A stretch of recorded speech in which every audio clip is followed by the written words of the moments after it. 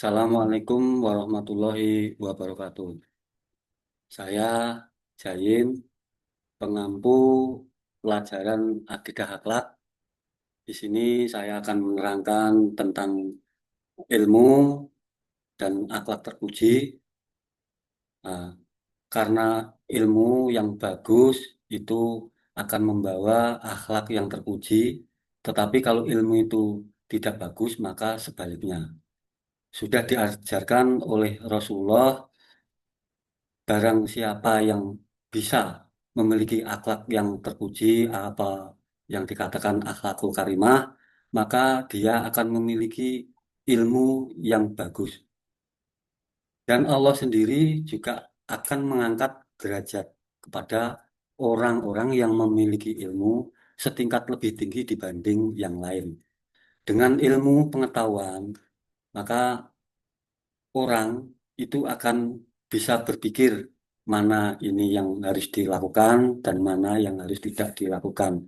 Sehingga dengan ilmu pula orang bisa memilah-milahkan yang harus dikerjakan demi kebaikan masa depannya. Dan juga karena ilmu, maka kita akan dimasukkan ke surganya Allah. Karena akhlak terpuji itu sudah diajarkan oleh Rasulullah bahwasanya setiap orang Islam harus memiliki akhlak yang terpuji, yang bisa meneladani kepada siapapun, sehingga kita akan menjalani sehari-harinya sebagai manusia insan di muka bumi ini memiliki segala sifat dan tindakan yang tidak mulia, yang mulia maksudnya, yang mendatangkan kebajikan bagi diri sendiri dan orang lain, serta diterima oleh masyarakat dan ajaran agama. Begitu pula tentang ilmu. Ilmu bisa diartikan usaha untuk mengetahui berbagai cara. Jadi ilmu itu bisa dikatakan gaib, yaitu pengetahuan tentang apapun yang ada di bumi ini. Karena seseorang bisa terangkat, seseorang bisa kaya karena ilmunya. Suatu contoh memiliki keahlian ilmu kedokteran, maka dia namanya akan terangkat tinggi karena kedokterannya itu. Suatu contoh ilmu pertukangan, dia akan terangkat tinggi karena ahli dalam pertukangan itu. Nah, dengan begitu ki- kata ilmu dalam bahasa Arab bisa disepadankan dengan kata makrifat, pengetahuan, hikmah, kebijaksanaan, dan sya'ur atau perasaan. Jadi begitulah ilmu akan membawa kebajikan kepada pemiliknya. Kalau harta benda itu kita yang menjaga siang malam, tapi kalau ilmu, ilmulah yang akan menjaga kita di dunia dan di akhirat nanti. Maka dari itu, ilmu sangat penting bagi kita agar kita tidak ketinggalan zaman dan mampu bersaing dalam mengarungi hidup ini. Ilmu merupakan senjata dalam menyelesaikan segala persoalan, maka Islam sangat menghargai ilmu dan menempatkan kedudukan orang-orang berilmu pada tingkat yang tinggi di hadapan Allah Subhanahu wa Ta'ala. Oleh sebab itu, mari kita belajar dengan sungguh-sungguh supaya kita mendapatkan ilmu. Dengan ilmu, kita tentu akan terhormat. Dan dalam dalil firman Allah itu juga diterangkan dalam Quran surat Az-Zumar ayat 9. Ya, bisa dicari sendiri yang bunyinya A'udzubillahi minasyaitonirrajim. Bismillahirrahmanirrahim. Aman huwa qanitu an al-laili sajidau wa qa'iman yahzarul akhirata wa yarju rahmata rabbih. Kul hal yastawi alladhina ya'lamuna wal ladzina ya'lamun. Innama yatadzakkaru ulul albab. Itu. Jadi Qur'annya itu eh, nanti dicari artinya itu yang menerangkan tentang ilmu, maka kita sepakat bahwa orang-orang yang berilmu itu akan diberikan makom yang tertinggi oleh Allah sehingga insya Allah mulia di dunia juga akan mulia di akhirat seperti yang diajarkan oleh Allah yang kita buat doa sehari-hari yang bunyinya Rabbana atina fid dunya hasanah wa fil akhirati hasanah wa qina adzabannar. Jadi kita bisa baik di dunia juga kita baik di akhirat. Itu kalau orang bisa memiliki ilmu, karena dengan ilmu juga kita benar-benar dicintai oleh Allah. Juga diperintahkan mencari ilmu, ya, diterangkan dalam surat Al-Alaq ayat 1 sampai 5, yang bunyinya Iqra bismi rabbikal ladzi khalaq, khalaqal insana min 'alaq. Iqra wa rabbukal akram, alladzi 'alamal bil qalam. Alamal insana malam ya'lam. Itu. Ya. Jadi yang artinya bacalah dengan menyebut nama Tuhanmu yang menciptakan. Kata-kata baca itu banyak sekali.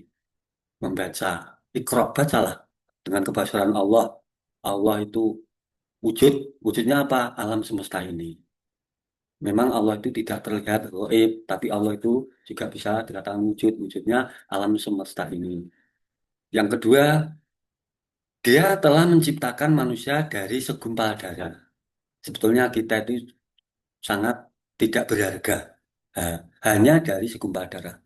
Tetapi karena Allah menitipkan ilmu kepada kita, maka derajat kita akan terangkat. Yang ketiga, bacalah. Dan Tuhanmu lah yang maha pemurah. Allah itu maha pemurah sekali. Kita tahu bahwa di dunia ini Ar-Rahman, Allah memberikan Ar-Rahman. Semua diberi kesehatan, semua diberi makan, diberi rezeki tanpa pandang bulu. Maka dari itu yang tidak sholat pun Allah diberi. Nah, tapi Ar-Rahim itu tidak semua diberi, hanya orang-orang yang beriman, hanya orang-orang yang taat kepada Allah. Untuk selanjutnya, yang keempat, yang mengajar manusia dengan perantara kalam. Nah, diajarkan, kita itu diajarkan oleh Allah dengan kalam. Dia mengajar kepada manusia yang tidak diketahuinya. Jadi sebetulnya kita itu diajari oleh Allah yang tidak mengerti, mulai dari bayi sampai setua saya ini. Kita nggak tahu diajari oleh Allah. Bisa berjalan, bisa makan, bisa bicara. Itu Allah yang memberikan semua. Sekali lagi kita itu hanya dititipi. Begitu. Dalam ayat tadi, Allah secara tegas memerintahkan untuk membaca yang terdapat pada ayat 1 dan diulang pada ayat 3. Kemudian Allah mengajarkan kepada kita ilmu-ilmu melalui perantaraan kalam terhadap sesuatu yang kita tidak tahu. Secara umum, ayat tersebut menegaskan pentingnya kita mempelajari ayat-ayat kauliyah dan ayat-ayat kauniyah. Itu. Kauliyah adalah sejenis perkataan, sabda, atau firman. Jadi ayat-ayat kauliyah artinya tanda-tanda kebesaran Allah Subhanahu wa taala yang berupa firman-Nya, yaitu Al-Qur'an. Kewajiban mempelajari Al-Quran ini ditunjukkan kepada setiap muslim, laki-laki maupun perempuan. Tanpa mempelajari Al-Quran, maka kita tidak dapat melaksanakan ajaran yang terkandung di dalamnya. Di dalamnya ada pelajaran hidup sehari-hari secara tersirat. Allah memerintahkan kita untuk mempelajari Al-Quran, yaitu sebagaimana firman-Nya dalam surat Al-Ankabut ayat 29, eh, ayat 45. Jadi begitu. Oke, niku. Terus yang kedua, ayat kauniyah. Artinya hal keadaan alam semesta. Jadi saksi. Saksi bahwa Allah ada. Ayat kauniyah artinya tanda-tanda kebesaran Allah yang ditunjukkan oleh keadaan alam. Sebagaimana ayat-ayat kauniyah. Mempelajari ayat-ayat kauniyah juga merupakan kewajiban bagi setiap muslim, baik laki-laki maupun perempuan. Kalau di sekolahan, kita bisa mempelajari ilmu tentang keadaan alam semesta, misal ilmu geografi, fisika, biologi, dan matematika. Harapannya, dengan mendalami ilmu-ilmu tersebut, keimanan kita bertambah. Ilmu, yaitu ilmu alam maksudnya, tersebut sebagai penyeimbang ilmu agama. Sehingga kalau diibaratkan orang berjalan seperti kita-kita, pincang. Sebaliknya, ilmu alam dan ilmu pengetahuan lainnya, bila tidak diimbangi dengan ilmu agama, maka diibaratkan sebagai orang buta yang tidak tahu harus ke mana ia berjalan. Jadi begitu ya, seperti yang diajarkan oleh Bapak Presiden pertama kita, Bapak Soekarno. Jadi kita harus imbang, labora et labora, berusaha sambil berdoa. Baik, untuk selanjutnya ciri-ciri orang berilmu. Yang pertama, giat belajar dan berdoa. Ciri-cirinya seperti itu. Yang kedua, selalu berpikir masa depan lebih baik. Jadi kesehariannya dia selalu memperbaiki dirinya, tidak berbuat jelek, karena dalam prinsipnya semakin baik, dan semakin baik. Terus mempunyai ide-ide cemerlang. Jadi dalam pikirannya itu berpikir maju, tidak berpikir ke belakang. Sehingga dalam kehidupannya dia itu selalu meningkat. Meningkat mungkin dalam bidang agama, pengetahuan, harta, karena apa? Ya ide-idenya yang cemerlang tadi. Terus untuk selanjutnya bisa berpikir positif. Orang itu kalau sudah baik, berilmu, tidak pernah berpikir yang jelek. Pikirannya baik. Diibaratkan walaupun barang yang jelek, seperti bengkel itu barang yang masuk jelek-jelek, tapi dia berpikir untuk baik. Akhirnya keluar dari bengkel, ya menjadi baik. Nah, kita harus seperti itu, berpikir positif, berpikir yang baik-baik saja. Terus selanjutnya berprasangka baik. Jadi kita diajarkan oleh Allah tidak boleh kita berprasangka yang buruk. Ya. Kalau kita berprasangka yang buruk, baru berprasangka saja sudah dosa. Tapi kalau kita sudah berprasangka baik, baru berprasangka saja sudah mendapatkan pahala. Maka kalau kita berpikir jelek, itu sudah menjadi penyakit. Suatu contoh, tetangga kita mendapatkan barang, itu untuk maling itu. Nah, karena pikirannya jelek, maka ya menjadi penyakit. Tapi kalau pikirnya baik, Alhamdulillah tetangga kita mendapatkan barang, mungkin itu beli dari hasil pekerjaannya. Tenang rasa di hati itu. Seperti itu. Untuk selanjutnya, menghargai waktu. Kita ketahui bahwa diajarkan kita harus menjalani. Ada dua yang harus kita tidak tinggalkan. Dan jangan sampai merasa merugi. Yang ke satu adalah waktu, yang kedua adalah kesehatan. Kenapa seperti itu? Kita ketahui bahwa waktu tidak akan kembali, maka kita pergunakan sebaik-baik mungkin. Karena dengan waktu, apalagi waktu-waktu luang, itu kalau kita tidak pergunakan, ya kita akan merugi, benar-benar merugi. Seperti itu. Maka pergunakanlah waktu sebaik-baik mungkin. Yang terakhir, suka pada hal-hal yang baru. Nah, inovatif. Jadi orangnya itu selalu inovatif, memberi hal-hal yang baru, memberi motivasi, memberi inovasi. Untuk selanjutnya,